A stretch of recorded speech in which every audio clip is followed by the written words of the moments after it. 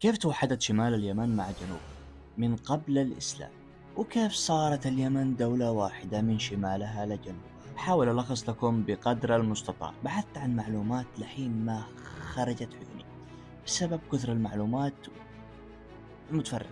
وبعدين لقيت أهم مصدر وهو كتاب التاريخ الإسلامي اللي درسناهم في الإعدادية. قام بتأليف هذا الكتاب أكثر من باحث وكاتب. المهم سوي لايك وفولو مع وليد تعرف المزيد. باختصار اليمن كانت عبارة عن سبأ وحمير، سبأ في الشمال وحمير في الجنوب. كانت عبارة عن أقاليم ومملكات ولكن كلهم من نسل يمني. أتى الملك الذي يفتخر فيه كل يمني، الذي غزا نص العالم، الملك شمر يهرعش، تحالف مع والده أفريقيس ابن أبرهة ابن الرائش. ركزوا، مش ابن أبرهة الحبشي، لا، أبرهة ابن الرائش، وأمه الملكة لميس. وأفريقيس يا جماعة هو الذي افتتح أفريقيا أو أفريقيا. سميت قارة أفريقيا نسبة له. وقتل ملكهم جرجير، وبعد أن غزا المغرب ترك أنسابه هناك من قبائل حمير صنهاجة وكتاب، وقام بتوحيد الكيانين حمير وسبأ في كيان واحد. حكم مع والده حكم مشترك حوالي 40 عام، وحكم حكم منفرد بعد وفاة والده 25 عام. معنا تمت فترة حكمهم من سنة 272 إلى 312.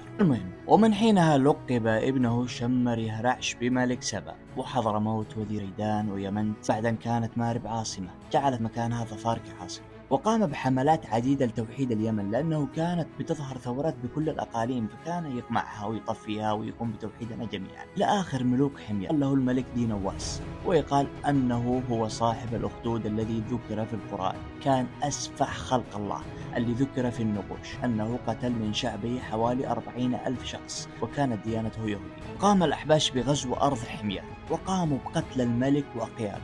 الأقيال بمعنى أمراء، الأقيال الحميريين. وكان السبب أن هذا الملك حاول غزو الحبشة وما توفقش، فكانت هجمة مرتدة. ولبثوا في اليمن إلى حين أتى سيف بن ذي يزن. طبعا كما ذكرت لكم المصدر كتاب التاريخ الذي درسناه، لأنه بعض الباحثين وعلماء الآثار يقولون أنه مجرد أسطورة.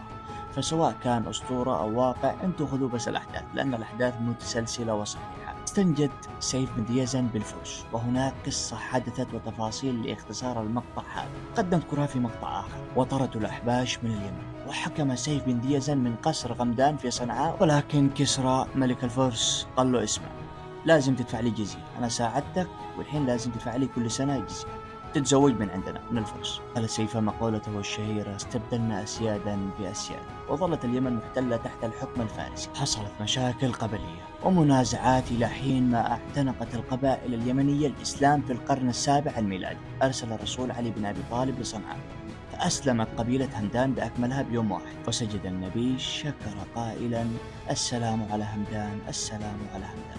بعدها وحد الله أهل اليمن وأكرمهم من بعد دخولهم للإسلام، وأتى العوض وأختارهم الله لنصرة دينه ورسوله، وجعل منا النقباء والشهداء ومن غسلته الملائكة في السماء، ومن اهتز له العرش عند مماته، ومن حمته الدبر من الأعداء، ومن جعل الله له آية في صورته، وزين الله اليمن بهم إلى آخر الزمن. حصل اللي حصل، شاركنا بحروب ردة وحصل طحن ومشاكل، ودخلنا بالعصر الأموي. وبعد هادت الخلافة العباسية يا جماعة، وحاولت قمع الثورات المتكررة داخل اليمن من أقاليم الجنوب إلى حين ما زحفت كل قوتها. ثم ظهرت فئة تسمى الزياديون، عملوا دولة داخل الدولة العباسية في اليمن. كانوا في زبيد، في تهامة وصعدة. عملت لك دولة يا عاقل سموها الأئمة الزيدية. وعدن قالوا ما في لنتو ولا كيف، عملوا دولة اسمها الدولة الزريعية. وصنعاء قالوا إحنا نعمل دولة بنو حاتم. الدولة العباسية جننت. من فين طلعت هذه المذاهب لحين ما انتهت الدولة العباسية وجاءت الدولة الأيوبية في اليمن بعد الحملات حق صلاح الدين الأيوبي.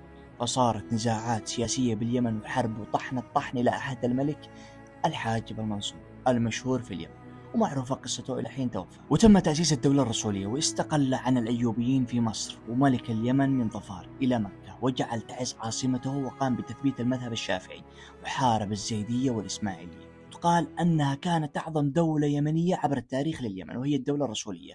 انتشر البنت في أنحاء العالم والتجارة إلى حين ما أتى بنو طاهر وأسقطوا الدولة الرسولية وريدية، وكانوا مرداء محافظة البيضاء، وسيطروا على عدن ولحج سنة 1454. قالوا خلاص إحنا حكام اليمن. حاول مماليك مصر ضم اليمن بكله، يعني شو ضموا اليمن بكله لهم؟ جننوا يعني.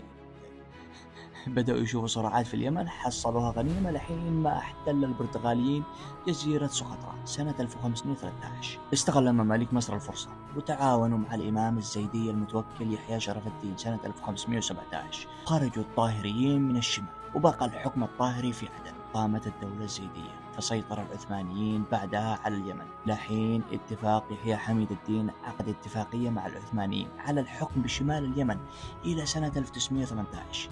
قامت الدولة المتوكلية اليمنية. باقي القصة عندي مقاطع قديمة جدا نشرتها سابقا، بحطها لكم أسفل المقطع.